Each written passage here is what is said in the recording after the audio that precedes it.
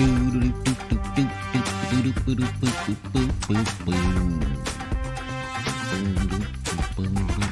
know I could do that, did you?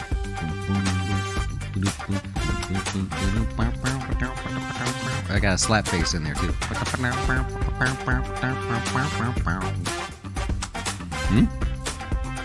A man of many talents. Welcome to the closing beat, everybody. Happy Tuesday. How you doing out there? Getting healthy. Well, right now, right? So just drinking a little bit of Natalie's. No promotions or anything, you know, but it's got black pepper in there. Shouldn't drink that before the show, huh? Welcome to our show. We're financial advisors here at Jazz Wealth, and we're a little offbeat. That's why we call ourselves Jazz Wealth. See what I did there? Hey, friendly update. I don't know if you know this, Cody. Sunday is Mother's Day. 100%, yeah. I thought about that last night, and me and the missus were sitting on the couch, and I said, I'll tell you, we give advice, right? So I'll tell you what not to do, and then we'll carry on. We were sitting there, I say, hey, Mother's Day's on Sunday. And she's like, yeah. And she talked a little bit, and I go, you might want to do the laundry on Saturday then, right? That's what you don't do.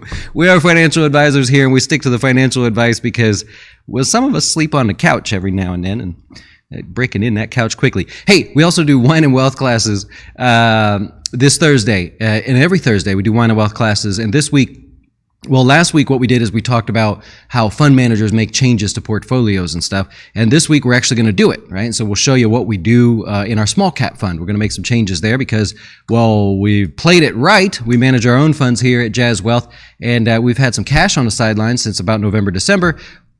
Awesome, right? Got lucky. The markets are falling there, so we're happy to put that back to work. If you want to join us, of course, you go to jazzwealth.com, learn a little bit more about us, and we will soon be having the ability for you to schedule a call. We forgot to put that back up there. I'm sorry about that. We're a little rusty. Also, FinTips are back. Our recorded videos. Eric was his premiere today. I saw you guys picking on Eric a little bit. Y'all were too nice. You guys are mean to me. You're nice to everybody else there. He was talking about a Roth conversion issue that we often don't see until it's too late. We try to stop people and go, whoa, what are you doing here? What are you doing? And so you give you a little tip to keep you out of trouble there. Tomorrow it's back to me again, and then Thursday it'll be Eric, and so on and so on. Hey, the markets, by the way, let's do that because that's what we're here to talk about. The markets, what were they supposed to do, right? Like, if you think about it, were the markets supposed to go up aggressively today? Were they supposed to go down aggressively? Nothing, right? There's no need for the market to act. This is the S&P. No need for the market to do anything. I would argue a little bounce would be okay because we're kind of extended, but we have the almighty Fed coming out tomorrow. They started their 2-day meeting, but tomorrow we'll get their rate decision. Ain't nobody trying to do anything before the Fed comes out with what they're going to do. Now, we know that they're going to raise half a point, right? So 2 rate hikes in one, and that's okay. You guys want lower inflation. They got to do what they got to do. But there's no reason for the market to do anything. So today was one of those days where you just had to sit there. Tomorrow morning, going into lunchtime, it's going to be a day where you have to sit there. The fun can be had with your earning stocks. For example, AMD reported after hours. AMD is going to be up a couple bucks, maybe 95, 96 bucks. You got Starbucks reporting. I think it's up $1. It wasn't really all that interesting of an earnings report. Very extended and a nice bounce. But this is where you go play if you're a trader. If you're an investor, what's your reason for doing anything? You know what I mean? Why would you make a big decision before the Fed is going to make a big decision, right? You sit back, you wait. There's no need. The market will be here in the afternoon tomorrow when the Fed makes their decision. It'll be here the next day. So I put that in my head like, I'm cool to just sit back and wait, right? It was often a little bit boring today because I'm just watching individual stocks. It's what happens. Now, you can use the SPY if you like, if you're tracking along at home here and want to kind of play along. The S&P yesterday, by the way, it opened up positive. We talked about this, right? Opened up positive, went down 1.5%, then finished the day positive. That is extremely rare there, actually. There's actually only 25 other times that I could find where that's happened, and the forward performance, if you want to look at it in our research site, is it's not very good. The 1-month performance is actually negative and not positive more than half the time, so not cool there. 15% of stocks yesterday did hit new 52-week lows. I looked back just out of curiosity. You know the last time that happened? Check this out. you got to go all the way back to right here, the March 23rd low. That's the last time that we had a day where 15% of the stocks, it was like 14.7 or something, hit new 52-week lows in that day. Interestingly, on that day, they did reverse as well, so that'd be a fascinating thing.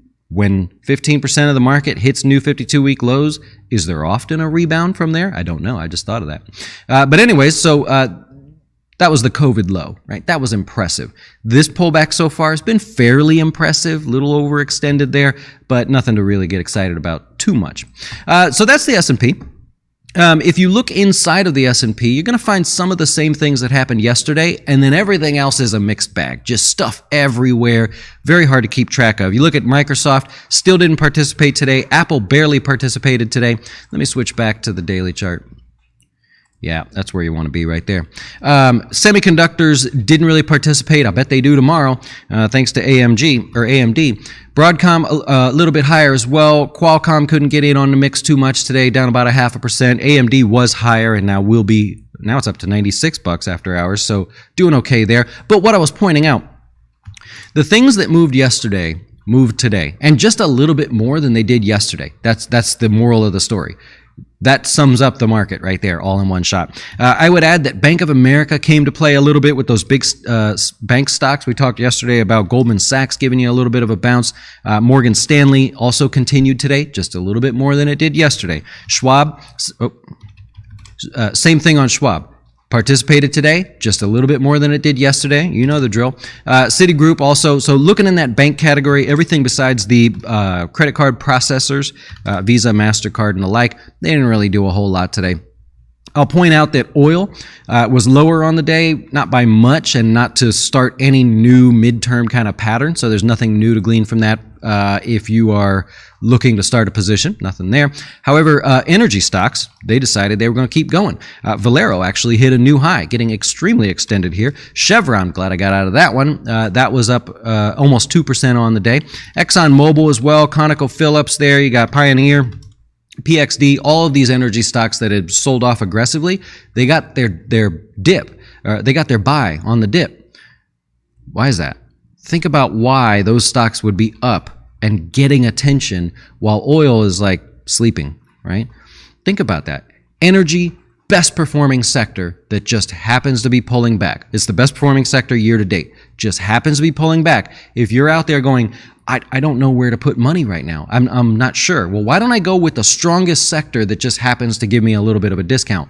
That's the moral of the story. There's nothing fancy to say here. That's just exactly what's happening. Let's go with the hot item, right? Which happens to be energy by a long shot. XLE is a way to look at that. It is by far, we're talking by almost 40% difference. It's 40% higher than the rest of the sectors in the market for the year. It's rather impressive there. All right, so we're going to look the S&P here. There's 160 more names yet to report this week. There's good news and bad news when it comes to earnings there. 80% of all the names that have reported earnings so far through the first quarter earnings reports, 80% of them reported better than what Wall Street expected. That sounds like good news, and that will be the good news. The bad news is they are growing. The spread between what was expected and what they did is lower. So think about it. We got what analysts expect, and we got what they did. So we've got the S&P stocks beating, 80% of them beat analyst expectations, but in prior quarters, we've seen nice beats. The difference between expectation and the beat rate, very wide. Right now, we got this going on.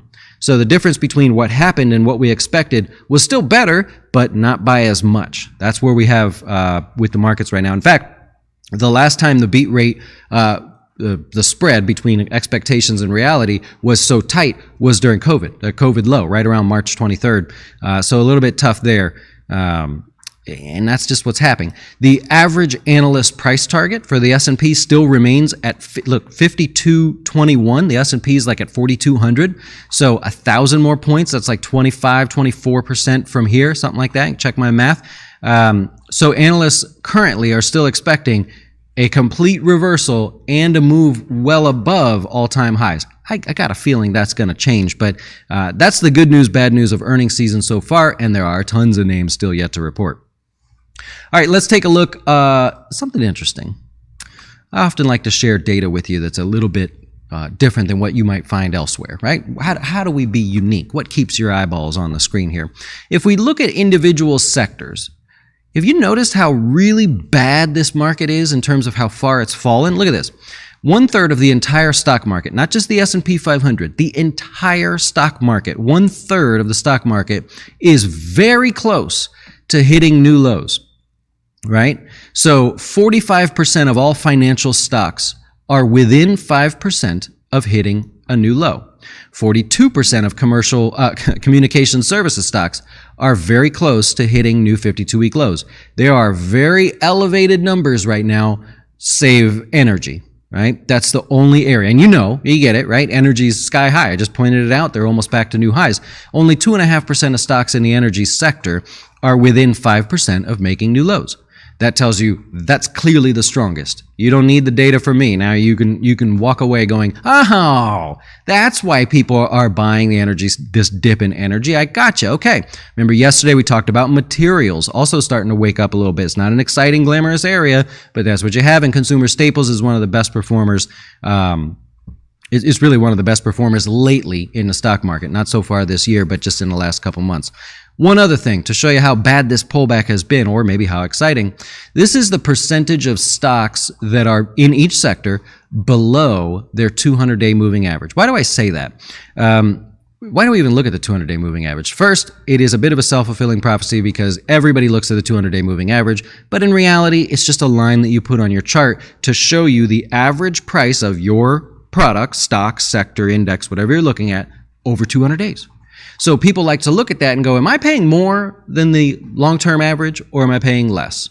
So people like to pay less. Well, here's the good news. In communication services, what did I do? Somebody logged me out. You see that? Let's try it again. We got to go back in. Who logged me out? If you look at communication services, you actually have, what's going on? Come on. People. There we go. Communication services, 93.8% of all stocks in that, and you get it, it's Disney, you see what's going on there. Even Netflix and stuff. These are horrible names lately, but basically all the stocks in communication services are below their 200-day moving average. So that's an opportunity. That's a careful opportunity. Look at all the sectors up here with the majority. There's only 2 sectors that have less than half of their stocks above the 50-day moving average, or more than half of them. That's utilities and energy.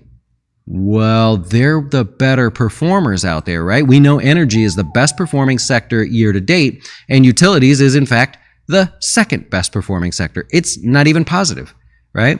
Utilities are basically flat for the year. So now looking at this, you go, holy cow, the market fell that much where it pulled most of these stocks under their 200-day moving average, and I just did it by sector, so I didn't have to plot, a ton of different stocks on here for you to see. So it gives you an idea of really how weak this really is there. It is quite impressive there. The 10-year yield, by the way, got a little attention because it was floating around the 3% level yesterday. Well, it did pull back just a little bit, which is good, but you're hearing a lot of comments about positive real yield, right? And that's a little frustrating because what the theory is, or what this is calculated and how they do it, they say, okay, the 10-year yield is at 3%. Why would anybody buy that? If inflation is higher, why would you put money locked away at 3% when inflation is 6, 7, and maybe going further percent, right?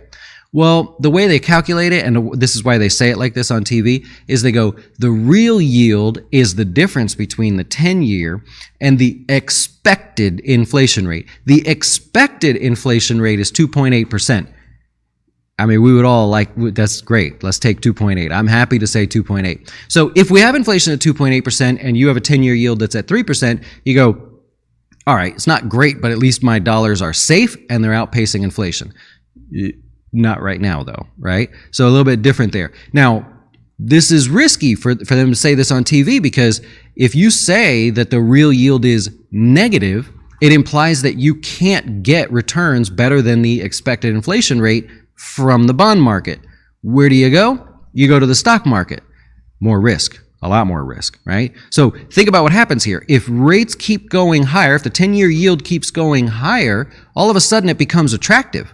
So investors that would have put money in the stock market go, well, now look, I can get 3.5%, 4%, 5%, whatever. They'll go back to bonds. So that could add as a bit of a fancy way would be to say that'd be a little bit of a headwind in the stock market because it takes dollars out of the market and puts it in the bond market. So we'll see. There's a lot going on there that we're definitely going to be paying attention to because, well, if money's going to move that way, we should probably know about it. That's sucking money out of the stock market. All right, so that's that. Let's move on. What else do we have here? The only thing, I didn't do any office trades today. Nobody did except for Mama Jazz. Mama Jazz took a shot at a long on Warner Brothers, and it paid for her. She made about 24% of the total premium she could have collected. She said, that's good because this is dangerous. She didn't want to play with that too long. So she closed out that play. And also I'd point out in the research site, which you can go to, you just saw the link there, we posted a calendar of all of May, with all the stats, the econ numbers and everything, so you can see day by day what's going on in May. New highs and lows for the day. Here we go. This very small list. 3 new highs, 6 new lows. All but one of the new lows were earnings related. One of the new highs I'll point out is Valero, because it hit new highs yesterday. It's been on the list quite a bit there. But otherwise, earnings is moving names like Charter. Very extended. When the new low list has a decent amount of names on it, it's stocks that look like this. So falling knife continues to be or people that like the falling knife approach, going and buying these things. This is your heyday, right? You've got plenty of things to choose from there. Rockwell Collins also sharply lower. That's all earnings related. Bad earnings for them. Estee Lauder. It recovered. Okay, so this one was extended, did hit new 52-week lows based on their earnings there, made $1.90, which was less than expected there, but that's what happened there. And Starbucks, a new 52-week low. However, after hours, it's getting better and better each time we look at it. It's about $76 and counting. So that's awesome because we sold in the office trades there, I sold $80 puts with the intention of trying to get assigned so we could show a different strategy there with using some calls and maybe using some different types of strangles. So we'll cover that in office trades. Stocks in the news, going to be earnings related. All right, so you got Avis Budget is the first one here. They come out with earnings. It was yesterday. What I find interesting about this is, remember we talked about their fleet, the size of their rental vehicles that they have, and how they stopped increasing the size. Well, they were one of the biggest buyers out there of used cars, so they were adding to inflation in the used car market. They're not responsible for it. They were adding to it. Well, in their earnings, they said they're getting incredibly high prices for the cars that they're cycling out of their fleet. So they've met their criteria. They maybe kept them for 30,000 miles or whatever, and they're moving them out, selling them to the general public. They're getting incredible high prices for that. That was helpful for them. Also, how do I say it? It caused their so they focus on their revenue per unit, and their per unit is a car, and it's incredibly small. So the first number I would say is their their cost per unit car went down 90%. Wow. Well, that sounds like a lot. That's the headline number. Went down 90%. In reality, their cost per car to have it out there and rented and all that stuff went down $20. Right? It gives you an idea how small those numbers are when you break them down by car. Average revenue per vehicle up 35% because you guys are out there spending, traveling, and doing all that good stuff there. But that number is declining. So it sounds like a lot, but that is going down. So the COVID excitement is starting to wear off for Avis. That's pretty much all I had to say there. I won't bore you with that stuff. I find that stuff fascinating, so wanted to report it. Vornado. So this is a REIT, but you would say it's like a northeastern REIT. They're focused in New York, kind of in that area. That's where the bulk of their business is. Income's up 3.1%. It's good for them. Probably why you saw the stock move higher today. However, I found this interesting. They made it a point to focus on a condo that they sold. Not a building, not a series of units, just one unit. They sold one condo and took it off their books. They sold it for $16 million. A condo. They actually made a $6 million profit on a condo. So that helped them with their earnings there. So good job, guys. Pfizer, a little bit higher today, did well on their COVID vaccines. They did not do well on their COVID treatments. I forget the name of it, but that was where a little bit of weakness was. Not a lot of people looking for the treatments. They were still looking for the vaccine because that did well for them. Hilton comes out with earnings there, beats on everything. They did lower guidance going forward. Revenue per available room was up 80%. The reason they guided lower is they're not sure about China. Seeing weakness in China because of the shutdowns over there. Europe is doing really well for them, and America is doing real well for them. So that was mostly a beat for them with some caution going forward. Understandable. And WDC, this is Western Digital. They're Elliott Management, I think it was. Elliott Management's taken a big stake. They pulled an Elon Musk here, taken a big stake in the company, and they don't want to buy it. They want to shake things up a little bit. They want to change up management and potentially break up the company into a couple different parts. So not quite the same as Elon Musk, but nonetheless, they took their shot. They're known for doing that, by the way. That's what they do. All right, I'll take your questions if I can answer them there and maybe not address some of them. Dustin, Eric did the show better than you did today. I said give Eric a hard time, man. Oh, man. Potential bear market, very choppy. Volatile markets, it's hard to be a bull, yet it turned out to be true. Bear markets, you're right. They obviously tend to be volatile, but they tend to have really sharp rallies, which if you think about it, is misleading. Right? So you have a bear market, the market's fallen, yay, I'm excited. And then you see a massive snapback, you're content to walk away and say, I nailed it, I bought the bottom, hey, that's awesome. No, they tend to have really sharp bounces before they fade away. And the market, the S&P is a great example of that, right? What did we have? We had a market that sold off real quick and bounced really, really quick. Sold off real quick, bounced really quick. Sold off quick, bounced quick, and bounced big. What keeps happening, though? It's erasing all of it. All right, we got to stop that cycle before it gets exciting. Yeah. Yep. Matt, I missed the question there. If she's a client, maybe Cody can email her and check in. Oh, they miss Miriam? Oh, she watches, but oh, she's not a subscriber. Maybe because yeah. Well, that's not very nice. Oh, she's watching though. Okay, yeah, good. Giovanni's holding your Twitter at $44. You want to sell to move that money to SoFi or PayPal? Why are you changing your mind? Twitter didn't do anything today that makes you change your mind, right? There was no big move one way or the other. Are you just saying, hey, I don't know, maybe I'll take a profit and move on? And if that's the case, why today, right? So I would have a problem with that. I would have a feeling that you are either getting bored, you're seeing your profit maybe slowly erase, and you want to move on. Don't do that. You buy a stock, you have a target. When you hit that target, you get out and you don't look back. Be more mechanical when you do things like that, because otherwise, you're right. You sit here and you're like, Twitter's not doing anything. It's dead money. I could average down on something else. So that's a tough one. Okay, we'll just go get Eric then. Is that what we're doing? Is bring in Eric. Yeah. Thoughts on buying Twitter as an arbitrage play, relatively safe, 12% return.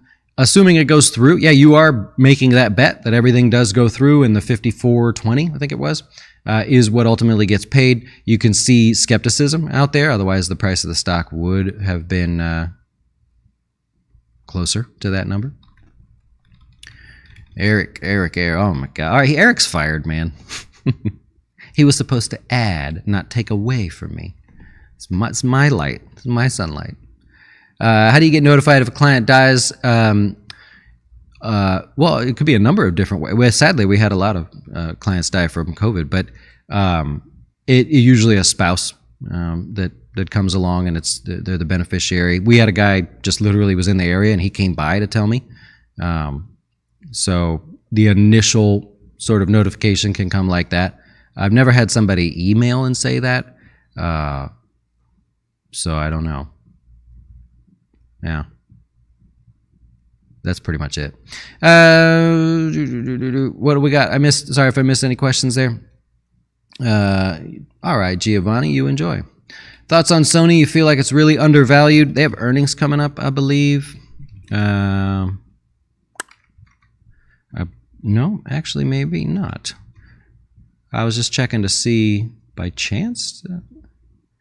I could say I agree with you're underpriced. I don't know about undervalued. I'd have to look a little bit deeper on that one, but I don't. They should have earnings coming up, but I don't see it popping up on my thing there.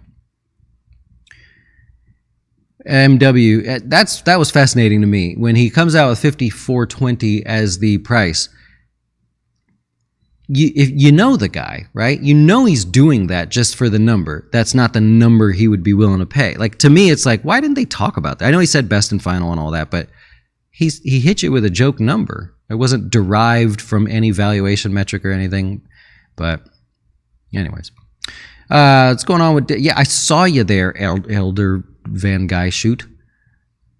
Picking on or saying that Eric's better, man. So I'll go. I'll go. Right? That's it. I'll let Eric do them all. I can travel, go see the world. What's going on with Disney? Since I left Florida, it has so many controversies. Yeah, they're in the news a little bit down here. I'll give you that.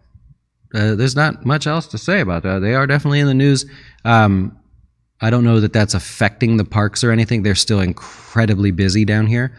But yeah, they are the topic of conversation pretty much every night.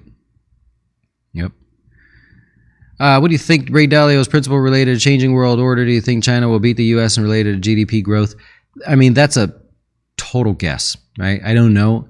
And to be honest, we'd have to just go by their numbers and say, oh, you beat us. You know what I mean? I do think they're on that path, especially with the way we're going there. But we're turning more into a service country and less of a, manufacturing. You can't, what do you say? You can't grow an economy on a service economy. Right? I was mentioning that the other day. Yep, Cody, you're up. You got to do a video now, man. What's the number? You want me to number?